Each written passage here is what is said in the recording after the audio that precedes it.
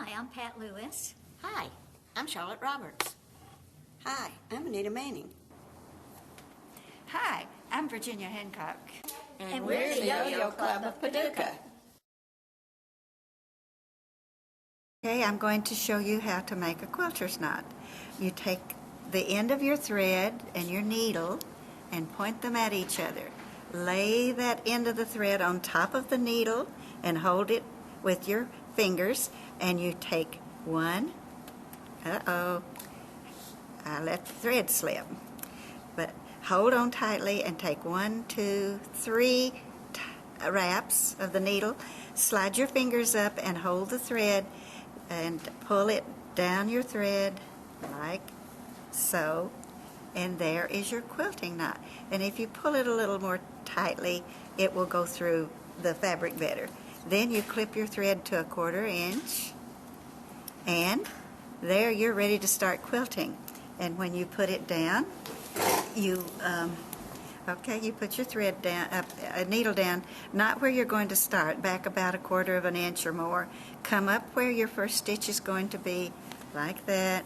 And when you get your knot there, you take your fingers and pull, and it came all the way through. So I will do it again, and come up where I'm going to start quilting, and you pull it through,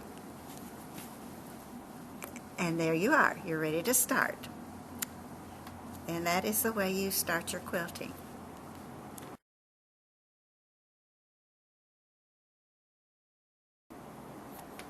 Hi, I'm Virginia Hancock, and I'm one of the yo-yos, and I'm going to show you how to tie off at the end of a thread.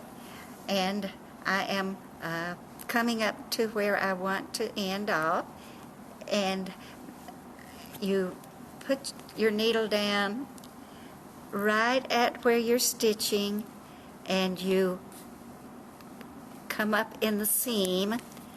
This is one way to tie off. There are other ways. And you come up directly in the seam, and you take a tiny back stitch, and you come back up in the seam, and the thread is buried in the seam, and then you take another back stitch, and that makes sure that it holds, and then you clip your thread, and that is one way to tie off. Some people just run their thread a long distance through the fabric and tie off and cut it.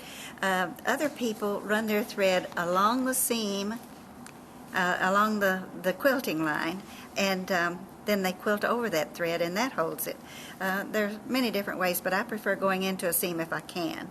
If not, I take a tiny back stitch in my line of stitching, come forward to where I'm going to start, and then I take a tiny back stitch there also.